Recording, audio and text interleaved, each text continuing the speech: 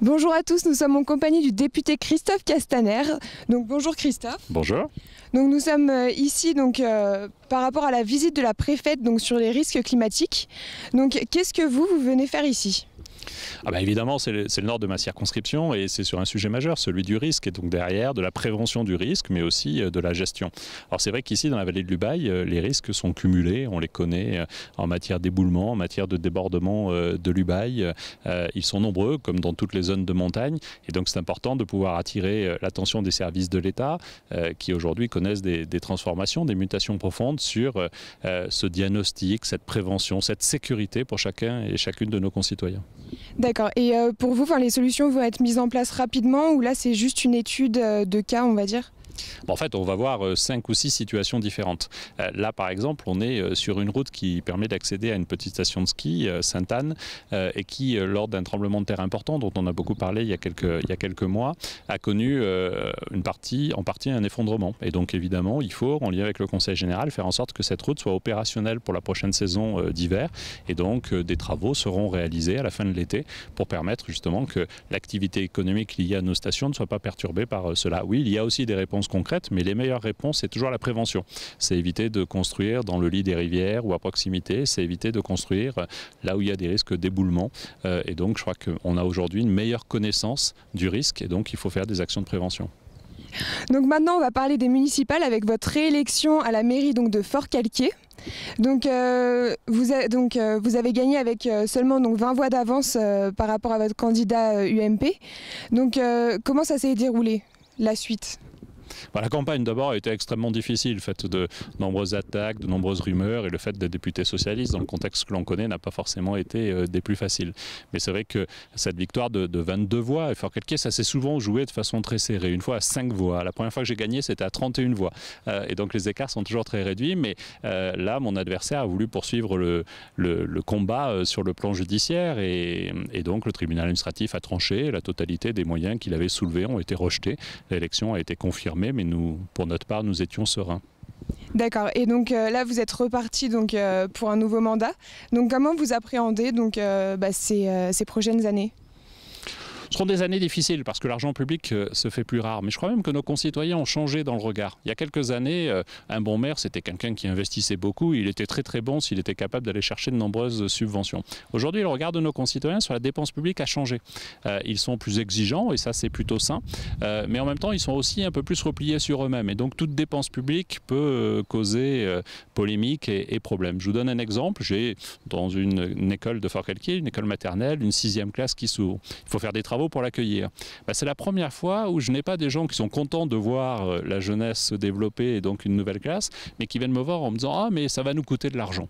Donc je pense qu'il va falloir faire preuve, et plus encore demain qu'hier, que chaque euro dépensé est un euro qui sert au service du collectif, plutôt que d'imaginer, de tenir le discours que certains tiennent aujourd'hui, de dire il faut baisser les impôts, ce qui au fond est la sacralisation de l'individu plutôt que le collectif. Notre boulot de maire, c'est de faire vivre le collectif.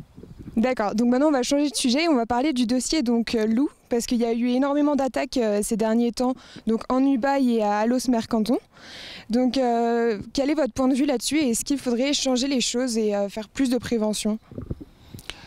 D'abord, l'année 2013 a été une année où, pour la première fois depuis de longues années, on a une baisse du nombre de victimes en France sur l'élevage. Mais ça reste extrêmement élevé et pas acceptable. Donc on a mis en place un plan national loup, un plan d'action avec des possibilités de prélèvement.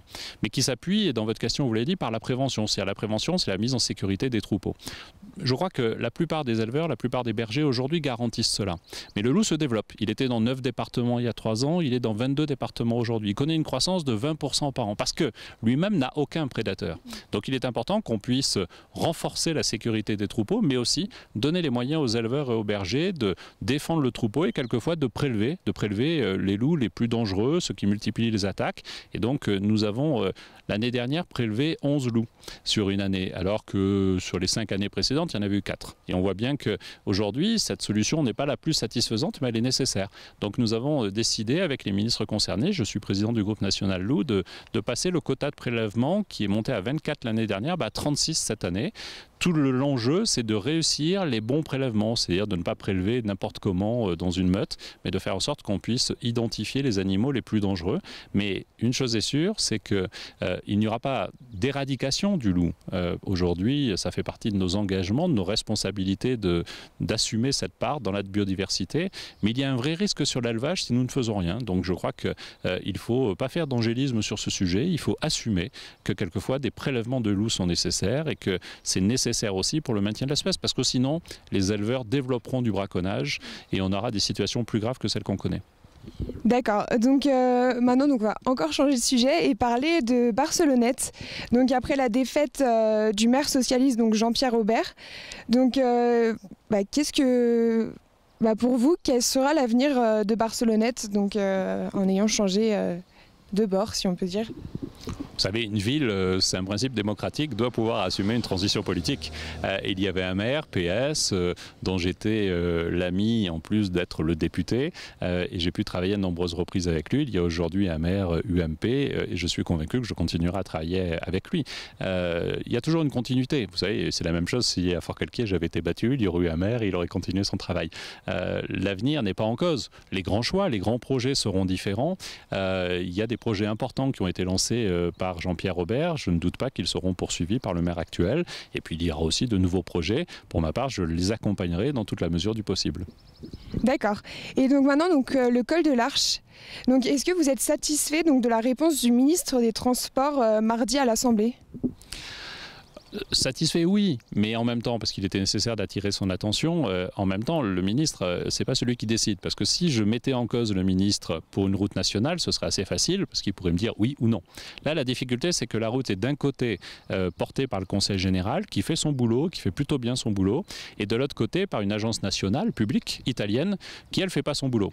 Et donc, la difficulté, c'est que quand le président du Conseil général écrit au ministre Lupi italien pour lui dire qu'il faudrait un peu bosser, il a moins de poids que le ministre lui-même. Donc je connais bien que M. Cuvillier, le ministre, et donc il m'a annoncé, il a pris l'engagement d'en parler très vite à son homologue italien et d'accepter d'organiser une table ronde avec les autorités italiennes pour faire cela. C'est vrai que c'est la double peine pour la vallée de l'Ubaye, mais aussi pour son activité économique, pour ses entreprises, pour ses commerces qui se retrouvent enclavés et qui du coup sont privés du côté italien de toute la clientèle qui peut venir l'hiver. Donc il est nécessaire qu'il y ait un accord et surtout qu'il y ait un effort du côté italien pour que le col de l'Arche soit déneigé dans toute la mesure du possible, le plus vite possible. D'accord, écoutez, merci beaucoup et puis bonne journée et bon courage pour la suite. Merci à vous.